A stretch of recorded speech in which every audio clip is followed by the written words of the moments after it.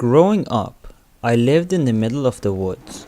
No neighbors for about a mile on each side, and we owned 60 acres of forest, then a swamp after that. So basically, I lived in the middle of nowhere. One summer, when I was about 14, I was out in the middle of the woods playing with my dog. I'm only a child, and both of my parents were out of town, when I kept feeling something hit my elbow. I'd go to throw Max's ball, and the bump would make me throw it almost straight up. Assuming it was just me bumping it on trees or something, I ignored it. After the fourth or fifth time of it happening, I thought, well, this sucks, I'll just go home. Walking back, I felt very uneasy, but I knew I was just freaking myself out because we were only alone. About an hour later, Max and I are at home on the couch when the garage door opens and he starts barking. I hop up to go let in my mom or dad, even though they were home really early. I peered through the peephole and saw the door was still shut and no one was in the garage. Quieting Max down, I opened the door slowly and called out for my dad. Nothing. No response at all. So I got out to check the door, and it's still locked. Okay, sure. Weird, but oh well. Max heard it too, so at least I know I'm not crazy. About 20 minutes later, I hear the door open again, and this time, Max starts growling like crazy. I quiet him down again, and just assume it's the wind or something making noise, even though by this point, my heart is racing. I hear footsteps come up the stairs and think, oh geez, Dad really is home this time, and hop up and run to the door. It starts to jiggle, so I run faster to let him in. I peep through the hole, and even though my hand is loosely around the jiggling handle, there's no one on the other side of the door. Terrified, I go hide on the couch with all the lights on. Max is still growling. About an hour after that, I start to feel a little better, even though I'm still terrified. And then, I hear the door handle jiggle again. This time it was Max jiggling it. He needed to go outside, and the only way outside is through the garage. Fantastic. I literally sprint with him to the kennel, and as I'm standing in there, I decide to ask this thing, whatever it is, questions to make myself feel better, because I knew it wouldn't answer me. Thinking about what to ask it, my eyes are drawn to the huge heavy oak door on the kennel. It was always open because it was too heavy for me to move easily. I said, okay ghost, if you're real, you'll shut this heavy door. Nothing. A minute goes by. Nothing. Max is still sniffling around. I turn around to yell at him to hurry up, and then from behind me, I hear click. I whipped around and saw the giant door had swung shut and latched. Okay, clearly it was just the wind. It wasn't really windy, but it was the wind, for sure. It had to be. I proceed. Okay ghost, that was the wind. If you're really real, you'll open this massive door back up. Nothing. I relax a bit and then squat down with my hand in on my knees, reminiscing about how lame I was just being scared when I hear click clack. The door was now wide open. Max was done, so we booked it back into the house, locking every door in the house. For the next 4 hours, I would hear the footsteps on the stairs and the door handle jiggling every few minutes, until finally around 11 p.m. my dad walks in and yells at me for wasting electricity. I never told him or my mom about it until about 4 months later when my dad came in from hunting after dark. He looked shaken, and I asked him what was wrong. He said he aimed at 2 deer but missed both completely because it felt as if something was hitting his elbow and making him shoot way above the deer. That's when I told him everything.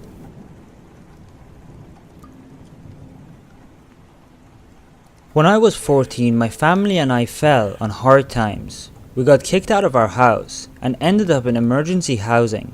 Basically, we went to charity who found us a house that we were able to rent for $100 a month, but only for 3 months.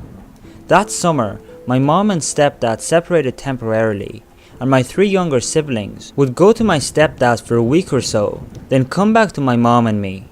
This house, well, it was freaking creepy. It started off with just that feeling, like something isn't quite right, that you might not be the only person in the room.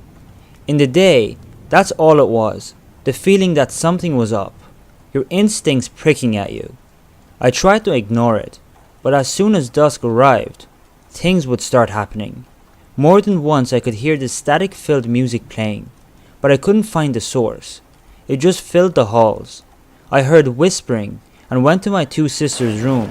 In the open closet, a pair of eyes looked at me and disappeared. My brother spent one night in the house and didn't come back. In my room, I could never win.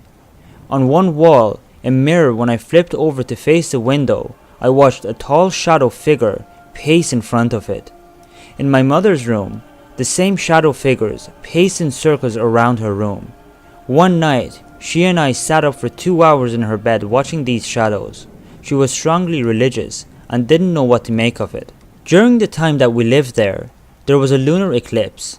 I had never seen one before and was very excited for it.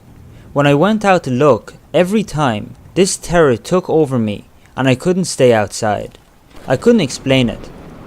When the moon was fully cloaked, I went outside, looked up, but my head suddenly snapped down and to my left. I could see 3 tall shadows walking in between the tall pine trees in the yard. Panicked, I ran back inside, into my room, flinging myself under the covers with my eyes shut tightly, but listened to the pacing outside my bedroom window. 3 months of this. We moved out at the end of summer into a new house. My mom and stepdad got back together, and I was with my younger siblings again. We all agreed that there was something strange about the house on Acorn Street, and still get the chills when we drive by it, just to see.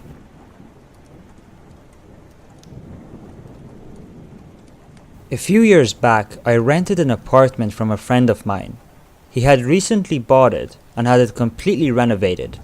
He put it up for sale, but couldn't find a buyer, so I offered to rent it in the meantime. After moving in, I realized there was something wrong with the lady next door. She was about 45, but looked much older. She would sit up all night listening to Christian radio shows and talking loudly to someone. It got to the point where I couldn't sleep, so I went over to her place and asked her to keep it down. She opened her door and I got a quick peek inside. Her walls all had crosses painted on them in different colors, and words like Jesus and angels scribbled everywhere. The windows were painted black, letting no light in at all. It was damp, yellow-stained 50-year-old carpets, and cockroaches everywhere. No dog though. I asked her to please keep it down. She just looked at me and shut the door. Then she turned up the radio even louder. The next night, I had my girlfriend staying over. I wake up in the middle of the night and see a shadow of a person next to the bed, looking at us sleeping. I think that I'm hallucinating, as I usually do in the dark when I'm sleepy. But then the shadow started talking. It's my neighbor and she's holding something in her hand.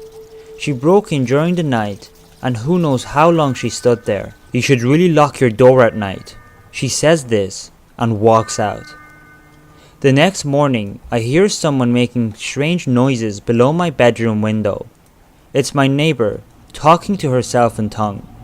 She has a plastic bag in her hand, with her rotting dead dog inside. It's hot as hell outside, and I can smell death from the bag. At this point I'm scared. She's obviously very insane. I go upstairs and knock on another person's door and ask what the hell is going on. The guy is as scared as me. Apparently, she broke into his apartment one evening as well, while he was watching TV with his kids. He got up from the couch to get a snack, only to find her behind the couch, staring at him, holding a power drill. I decided to call the cops, and they know all about her. Apparently, she's a violent schizo, and she hasn't taken her meds, but they can't force her or enter her apartment without her permission because she owns it. The only thing that they can do is get her when she goes outside. I sit up for the next 2 days, waiting for her to run out of cigarettes. When I hear her leave at 2 a.m. to go across the road to the 7-Eleven, I call the cops. They have 3 cars and a special van over in less than 2 minutes. They restrain her and throw her in the van and drive off to some institution, and in less than a minute, it's like she was never there. I never see her again. Still have nightmares about her looking at me in my sleep.